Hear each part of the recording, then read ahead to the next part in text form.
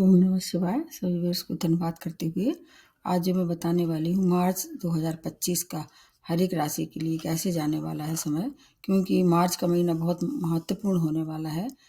इस दौरान एक ऐसा ग्रह अपनी राशि परिवर्तित करेगा जो कि कुछ राशियों के लिए राहत हो सकती है और कुछ राशियों की परेशानी शुरू हो सकती है, क्योंकि शनि की स्थिति अब मैं उसके लिए बताऊंगी। अभी इसमें आगे बताने वाली हूँ। सबसे पहले आप लोगों से निवेदन है कि ज़्यादा से ज़्यादा इस वीडियो को लाइक कीजिए, सब्सक्राइब कीजिए और हो सके तो थैंक का बटन भी दबा सकते हैं। अब मार्च के महीने में कौन कौन से ग्रह कहाँ रहने वाले हैं, लंबे समय तक रहने वाले ग्रह में सबसे पहले आ जाते हैं गुरु के बारे में। गुरु वृषभ राशि में अभी चल ही रहे हैं और ये 14 मई तक वहीं रहने वाले हैं। इनमें कोई राशि परिवर्तन नहीं होता, इनका नक्षत्र परिवर्तन होता है, उसका मैंने आपको अलग से वीडियो बना दिया है। अब आ जाते हैं जो एक सबसे ज़्यादा महत्वपूर्ण घटना है इस महीने होने वाली है, वो है कुंभ राशि से अभी जो शनि चल रहे हैं मीन राशि में प्रवेश करेंगे। लगभग ये 29 मार्च से 30 के बीच में, मान के मिडनाइट में समझ के आप 29 मार्च से इसको मान सकते हैं। और फिर ये मीन राशि में अगले 2.5 वर्ष तक रहने वाले हैं, इसलिए ये मार्च का महीना बहुत महत्वपूर्ण होने वाला है। अब उसके बाद आ जाते हैं राहु। राहु अभी आपको मालूम है मीन राशि में चल ही रहे हैं। केतु चल रहे हैं आपकी कन्या राशि में, ये अभी 18 मई तक वही रहेंगे। विद्वानों के अनुसार 18 से लेके मान के चलिए 30 मई तक के लिए समय। अब उसके लिए मैं अलग से बता दूंगी, ये लंबे समय तक रहने वाले ग्रह हैं। इसमें कुछ और बातें होंगी बीच में, जैसे कि इसमें 14 मार्च को एक चंद्र ग्रहण पड़ेगा जो शायद भारत में दृश्य होगा या नहीं होगा, उसके बारे में विस्तार से बताऊंगी। इसके अलावा 29 मार्च के लिए इसलिए ज़्यादा है महत्वपूर्ण ये, उस दौरान 6 जो ग्रह होते हैं एक साथ एक ही घर में प्रवेश करेंगे जो कि मीन राशि होगी, तो मीन राशि पे ग्रहण लगेगा। और उसके अलावा उनकी जो दृष्टि होगी 6 ग्रह की उसमें केतु पे पड़ेगी जहाँ पर कन्या राशि है। तो कन्या राशि और मीन राशि बहुत ज़्यादा मतलब अलर्ट रहने की ज़रूरत है। और इस दौरान क्या होगा कि केवल कुछ ग्रह बाहर रहेंगे, जैसे मंगल भी बाहर रहेंगे और इसके अलावा गुरु भी बाहर रहेंगे। उसके मैं उसको और अलग से समझाऊंगी। इसमें अब जो अपनी राशि जल्दी जल्दी बदल लेते हैं, जैसे कि सूर्य हैं, ग्रहों के राजा हैं, प्रति माह अपनी राशि बदल लेते हैं। अभी ये कुंभ राशि में चल रहे हैं और फिर ये अपनी राशि बदल के मीन राशि में प्रवेश करेंगे, तभी इनकी जो युति बनेगी बहुत सारे ग्रहों के साथ बनेगी। इस दौरान सूर्य की, बुध की, शनि की बहुत सी युति बनेगी इस माह। अब इसके अतिरिक्त आ जाते हैं दूसरे ग्रह कौन से, मंगल है।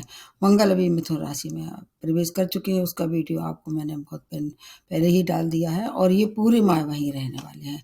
और इसकी उदित और अवस्था रहेगी सबसे अच्छी बात है।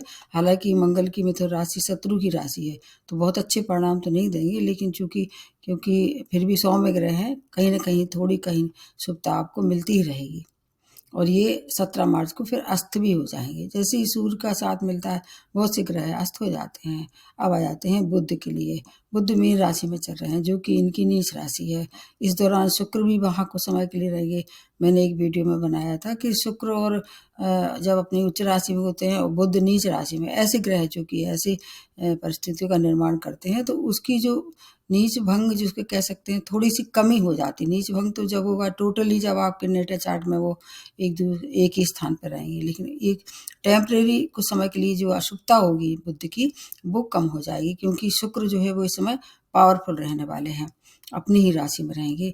और इसमें अब आ जाते हैं शुक्र पूरे माह में राशि में रहेंगे, लेकिन ये 2 मार्च से थोड़े वक्री हो जाएंगे और फिर ये लगभग कुछ समय के बाद फिर अस्त भी हो जाएंगे। तो शुक्र की प्रबलता जो है वो बुध की जो अशुभता उसमें कमी कर सकती है। अब ये तो एक सामान्य स्थिति होती है।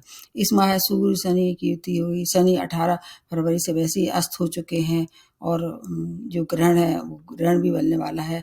और इसके साथ साथ एक और अच्छी बात होगी, क्योंकि अप्रैल से जो है हिंदू नव वर्ष भी प्रारंभ होगा। अगर आपकी इच्छा हो, अगर आप इच्छुक हो, तो मैं आप उसको अलग से भी बता दूंगी। लेकिन मैंने देखा है कि जो नववर्ष शुरू होता है उसमें ज़्यादा लोगों को इंटरेस्ट नहीं होता है, लेकिन फिर भी अगर आप चाहेंगे तो मैं एक वीडियो सभी राशि वालों के लिए बना दूंगी अगला आने वाला वर्ष हिंदू के हिसाब से, हिंदू संवत्सर जिसको कहते हैं।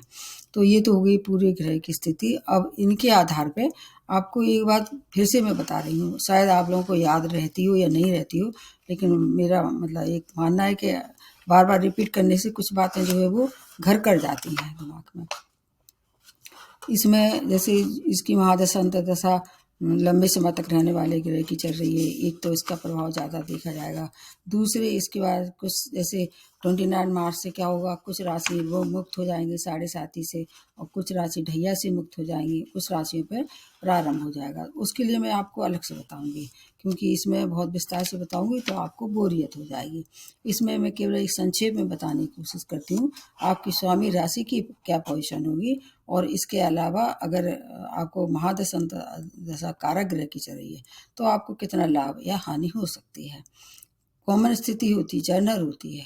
प्रत्येक राशि वालों के लिए हर माह हर एक दिन अलग होता है। अब एक ही मतलब संसार में, सृष्टि में इतने लोग एक ही राशि के होते हैं, और उनकी महादशा और ग्रह की स्थिति अगर मिला के ही फिर सही अनुमान होता है। इसलिए इसको बहुत ज़्यादा मतलब बिल्कुल 100% तो नहीं कह सकते हैं, लेकिन हाँ, थोड़ा बहुत इसमें कहीं सत्यता रहती है। प्रारंभ किया जाए सबसे पहले मेष राशि से। मेष राशि के अभी क्या है, स्वामी राशि मंगल हैं, और फिर वो अभी मिथुन राशि में प्रवेश कर चुके हैं, और ये फिर अभी लंबे समय तक वहाँ रहेंगे, बकरी हो जाएंगे, फिर से कर्क राशि में आएंगे, उसको आपको अलग से बता दिया जाएगा। ये स्थिति अच्छी नहीं है, क्योंकि एक तो आप पे अभी क्या है, जैसे 29 मार्च होगा तो आप पे साढ़े साती का प्रकोप शुरू हो जाएगा, जो कि ऐसी राशियाँ जो चंद्र की, मंगल की या सूर्य की होती हैं, तो उन पर साढ़े साती का जो प्रभाव होता है, वैसे तो देखा जाए 6 महीने से शुरू हो जाता है, क्योंकि स्लो मूविंग प्लानेट है ये। तो अब इसका जैसे ही आपके जीवन में प्रवेश होगा साढ़े साती का, तो फिर आपके लिए अलग से एक वीडियो में मैंने बना के दिया है, और दोबारा बना दूंगी। आपको क्या क्या परेशानी हो सकती है इससे आगाह करते हैं। सबसे पहले कार्य क्षेत्र में परेशानियों का सिलसिला शुरू हो सकता है, अतः आपको क्रोध नहीं करना है, किसी से वाद विवाद नहीं करना है। विशेष तौर से ऐसी जगह जहाँ पर आप ऊर्जावान, जैसे ब्रेवरी का जहाँ काम करते हैं, उनके लिए समय ठीक है, वहाँ उस समय आपकी स्थिति ठीक रहेगी। लेकिन साधारणतः सब लोग तो सैनिक नहीं होते, सब लोग स्पोर्ट्स में नहीं होते, लेकिन नॉर्मल जो इंसान है उनको वाद विवाद नहीं करना है, नहीं तो शनि के कारण जो है वो आपको थोड़ी सी परेशानियों का सामना करना पड़ेगा, बनते बनते काम बिगड़ सकते हैं। आय आय के लिए समय अच्छा है, आय के लिए 14 मार्च तक के लिए समय बहुत अच्छा है।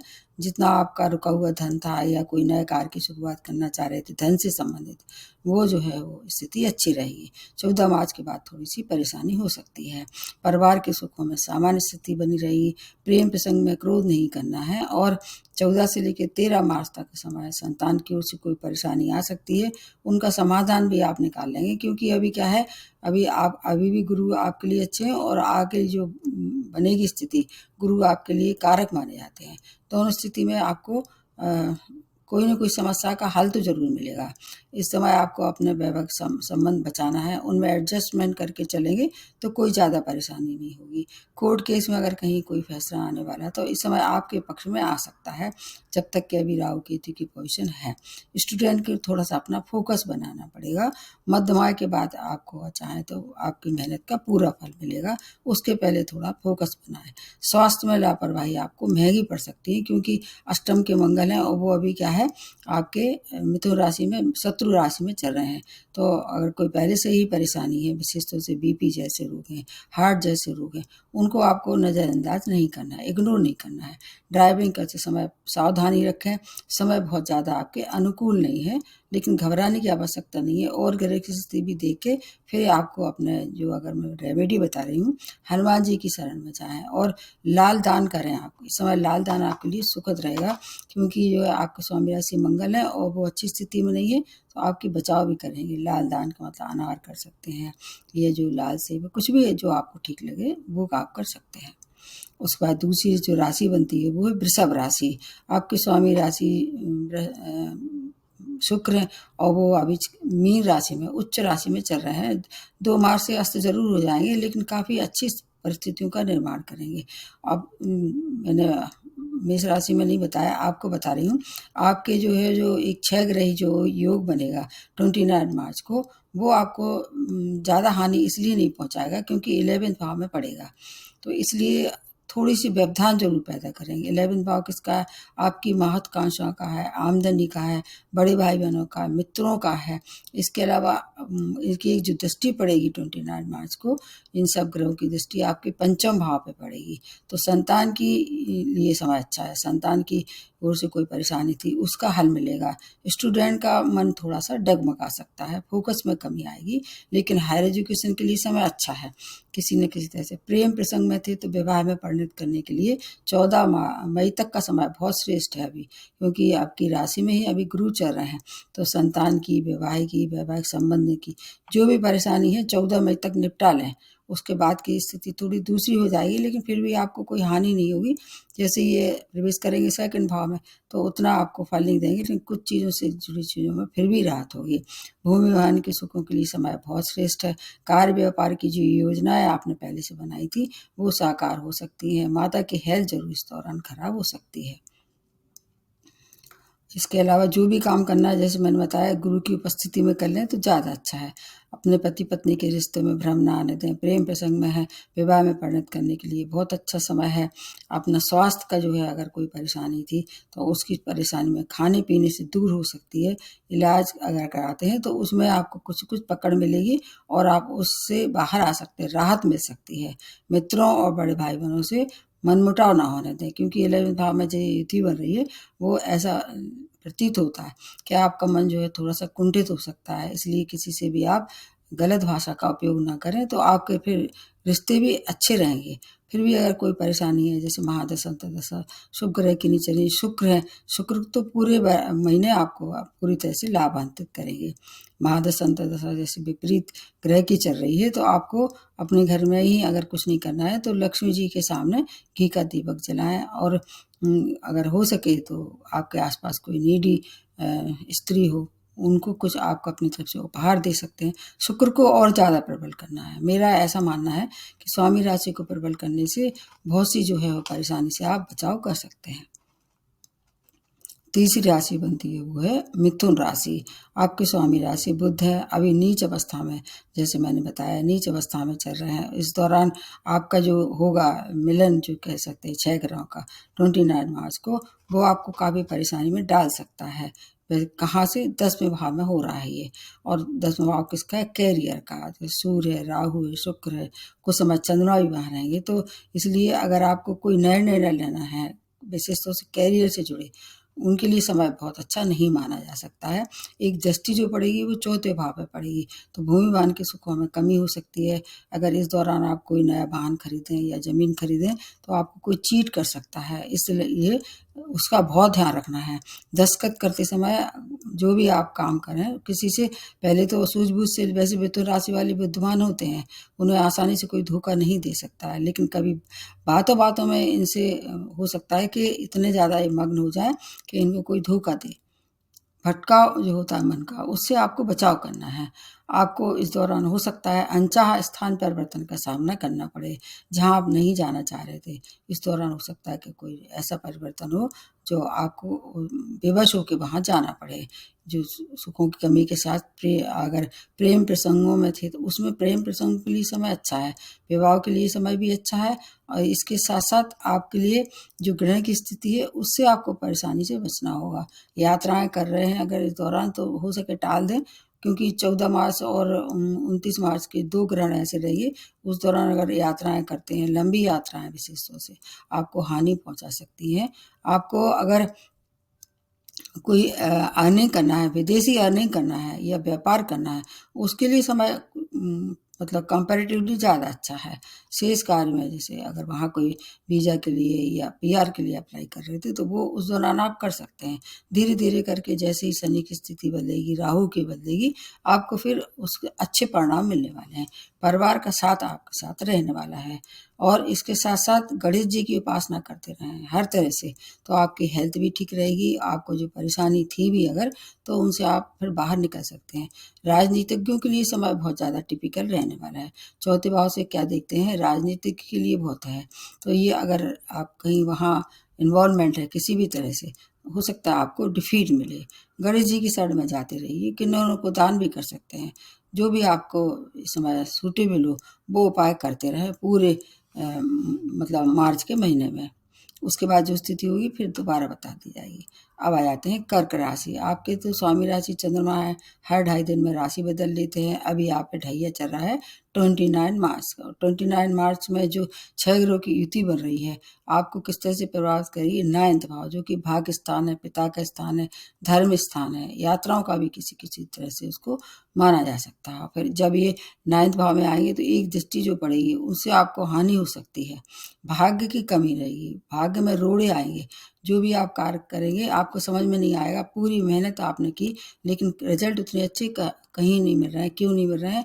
और इसके अलावा 14 मार्च को एक ग्रहण भी, चंद्र ग्रहण भी पड़ेगा। हालांकि वो आपको ज़्यादा इसलिए प्रभावित नहीं करेगा क्योंकि वो सिंह राशि में पड़ेगा। फिर भी चंद्रमा किसी न किसी तरह से प्रभावित होता है जब उस पर शनि की, सॉरी, राहु की या केतु की किसी तरह से ग्रहण की स्थिति बनती है। दोनों ही ग्रहण आपके लिए थोड़ी परेशानी भरे हो सकते हैं। एक आपको 4थे भाव से, एक 9th भाव से। इनकी जो आपको सबसे अच्छी बात है कि गुरु को जो है छत्र छाया में है 14 मार्च तक, आपके लिए काफ़ी, जो अभी वृष राशि में है आपके 11th भाव में है, इसलिए आपकी उस तरह से रक्षा रहेगी। किस तरह से? संतान से, शिक्षा से, प्रेम प्रसंग में, ये सब फलदायक मिलने वाले हैं। अष्टम भाव में सूर्य शनि की युति बनेगी तो आपको थोड़ी परेशानी हो सकती है। विशेष तौर से अगर इन्वेस्टमेंट करना चाह रहे थे तो इस दौरान ना करें तो आपके लिए अच्छा रहने वाला है। ड्राइविंग करते समय बहुत सावधानी रखें क्योंकि अष्टम भाव में जो युति बनेगी एक दृष्टि पड़ेगी आपके कहाँ पर? 2nd भाव पे। तो खाने पीने का ध्यान रखते हैं। संपत्ति का अगर कोई निपटारा करना चाह रहे थे कुछ समय के लिए टाल दें। बाकी करियर के लिए समय अच्छा है और इस दौरान आप चाहें तो विस्तार भी कर सकते हैं।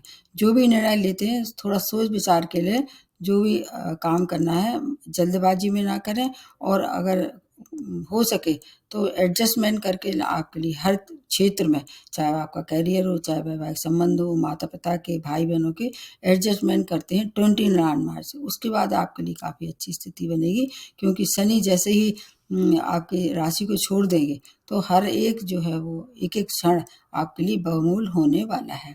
फिर भी कोई परेशानी है तो शिव जी की शरण में जाएं। अभी हो सके छाया दान करते रहें। दान करने में कभी कोई हानि तो निश्चित रूप से नहीं होगी। फिर भी अगर ऐसा लग रहा है तो महादशा अंतर्दशा अच्छी नहीं चल रही है तो फिर गुरु मंत्र भी कर सकते हैं क्योंकि ये आपके लिए कारक है। उसके बाद नेक्स्ट जो बनती है वो सिंह राशि। सिंह राशि की स्वामी राशि सूर्य है और भी कुंभ राशि में और मीन राशि में ये पूरे माह रहने वाले हैं और आपको 29 मार्च से ढैया के प्रभाव में आ जाएंगे।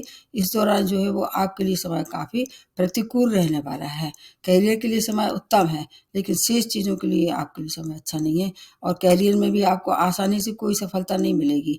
नए उत्तरदायित्व बनेंगे, नई जिम्मेवारियाँ बढ़ेंगी, वर्कलोड रहेगा, उससे आपका मन खिन्न हो सकता है। लेकिन इससे अच्छी बात यह है कि अगर आप मेहनत करते हैं तो धनागमन होता नजर आ रहा है। स्थिति बैलेंस रहने वाली है। सुख सुविधाओं में इस दौरान आपके लिए समय अच्छा है, उनका आप भोग कर सकते हैं। माता पिता की हेल्थ में इस समय परेशानी होती नजर आ रही है। जो ग्रहण पड़ेगा वो अच्छा नहीं है आपके लिए। सूर्य ग्रहण पड़ेगा वो भी अष्टम भाव में। ये सब ग्रह की थी, 6 ग्रह की थी, उसका एक आपको बहुत विस्तार से वीडियो बताऊंगी। अभी के लिए आप मान के चलिए कि ये स्थिति आपके लिए अच्छी नहीं है। स्पाउस की हेल्थ भी खराब हो सकती है और बड़े इन्वेस्टमेंट करते समय बहुत सावधानी रखें। हेल्थ की अगर देखें तो गुप्त रोगों से परेशानी हो सकती है, गुप्त शत्रुओं से भी परेशानी हो सकती है। कोई पुराना रोग आपको लपेट में ले सकता है। ऐसा रोग जैसे हार्ट पेशेंट है या बीपी के, या आँखों की समस्या है या हड्डियों की समस्या है, उससे आपको जूझना पड़ सकता है।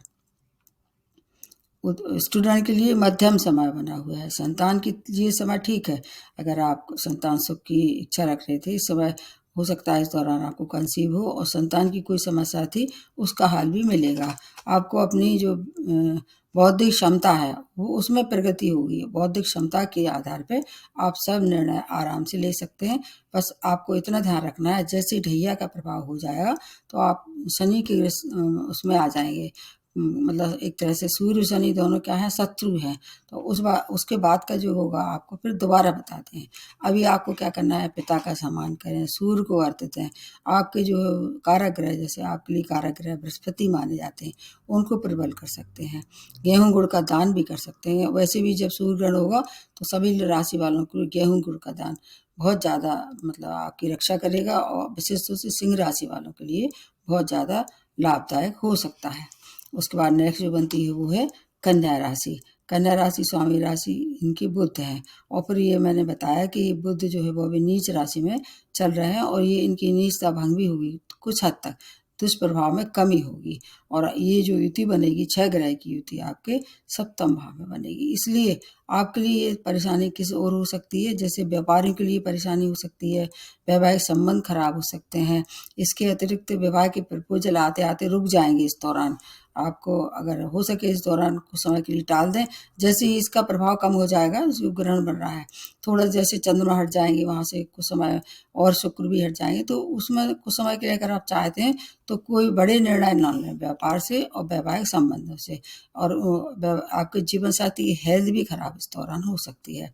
सप्तम भाव है, इन चीज़ों के लिए समय थोड़ा सा परेशानी भरा हो सकता है, लेकिन सबसे अच्छी, उससे अच्छी बात है हर एक चीज़ में कुछ कुछ अच्छाइयाँ भी होती हैं।